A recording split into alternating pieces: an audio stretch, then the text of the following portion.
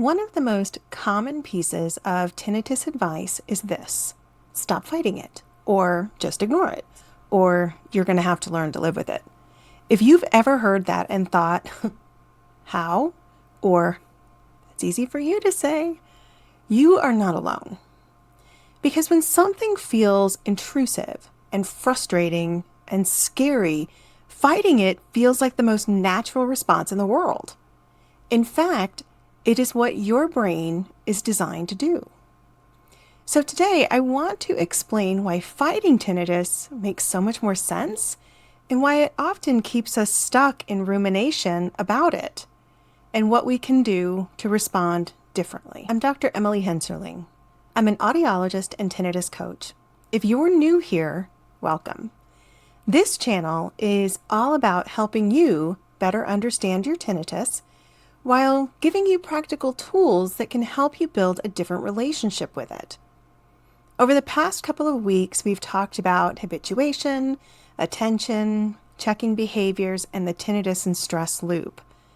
Today, we're taking the next step, because while understanding is important, eventually we have to answer a different question. Now what? Let's start with something I hope brings you a little relief.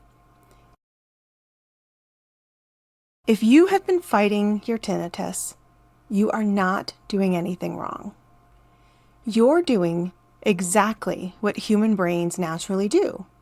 Think about it. If something feels uncomfortable, your brain wants to fix it. When something feels threatening, your brain wants to protect you. And when something feels uncertain, your brain wants answers. So when tinnitus suddenly appears, your brain gets to work. How do I make it stop? What caused it? Is it ever going to go away? Is it louder today? Maybe I should check again. Maybe I should search online one more time. Maybe I need another solution. Those aren't signs that you're failing. They're signs that your brain is busy trying to solve a problem. The difficulty is that the tinnitus experience often isn't a problem that can be solved in a single moment. So the brain keeps trying. The harder it tries, the more attention it receives. Tolerance is not the goal. And this is where people often hear the word acceptance. And honestly, I think it's one of the most misunderstood words in tinnitus care. Acceptance does not mean that you like your tinnitus. It does not mean you approve of it. It does not mean that you have given up hope. And it definitely does not mean pretending that your own experience is not difficult.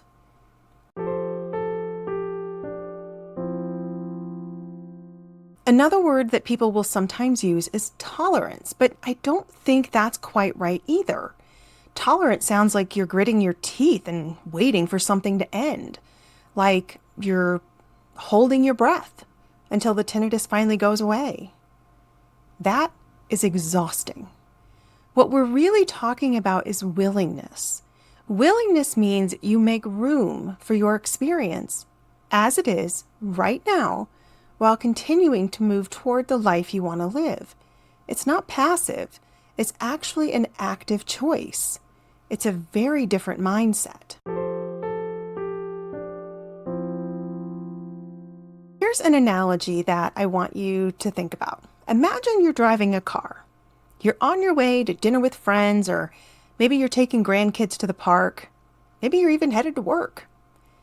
You are moving toward something that really matters to you. Now, tinnitus gets into the car.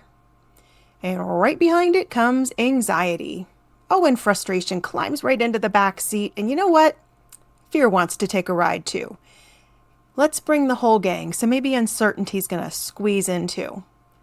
Now imagine spending your entire drive arguing with your passengers, telling fear to be quiet and frustration to get out, telling tinnitus, I don't want you here.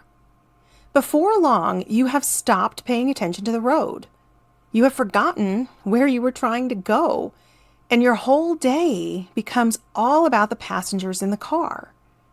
That's what fighting tinnitus often looks like. And it's not because you're weak. And it's not because you're doing anything wrong. It's because your attention has shifted away from where you wanted to go and toward trying to control all of those thoughts and emotions in the car. Let's imagine now that it's bedtime and the house is quiet. You climb into bed and almost immediately you notice your tinnitus. Your first thought is, it seems louder tonight. And then before you even realize it, your brain starts asking questions. Why is it louder? What did I do today? What if I don't sleep? So you're checking it, you compare it, you focus on it, you try to solve it.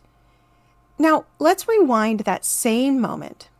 You're climbing into bed, and you notice your tinnitus, and your brain suddenly says, pay attention, this might be important. Instead of arguing with that thought or the sound or trying to force it away, you simply acknowledge what's happening. Tinnitus is here. So is some anxiety. I can feel frustration showing up too.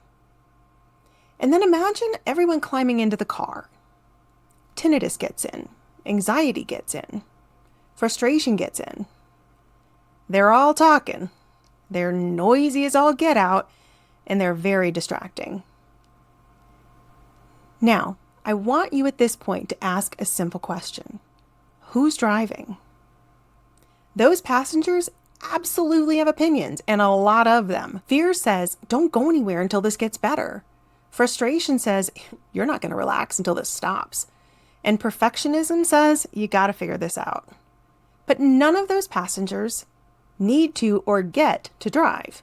You do. That doesn't mean that they disappear. It doesn't mean that they're suddenly going to become quiet. It simply means that they don't get to choose your direction. That is willingness. It's not waiting for the passengers to leave. It's choosing to keep driving towards what matters, even while they're still talking.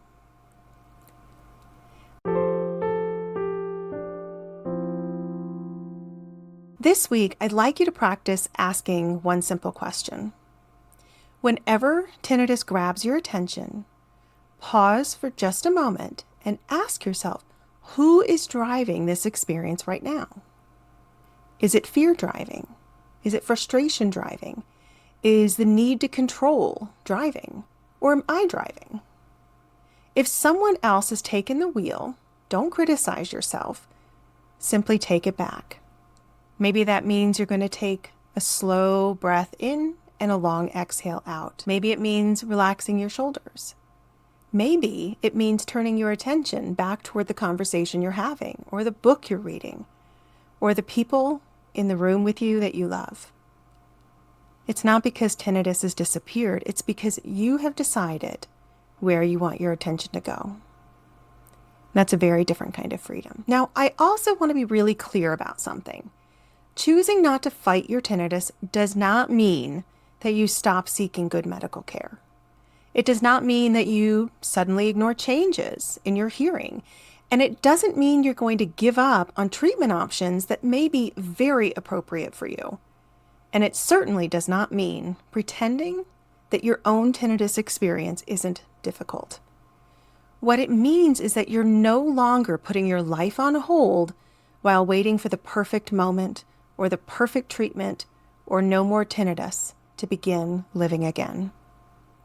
You're learning that a different relationship with tinnitus can exist, one where it no longer gets to make every decision. So today, here's what I hope you'll remember. First, fighting tinnitus is a completely normal response because your brain is trying to protect you.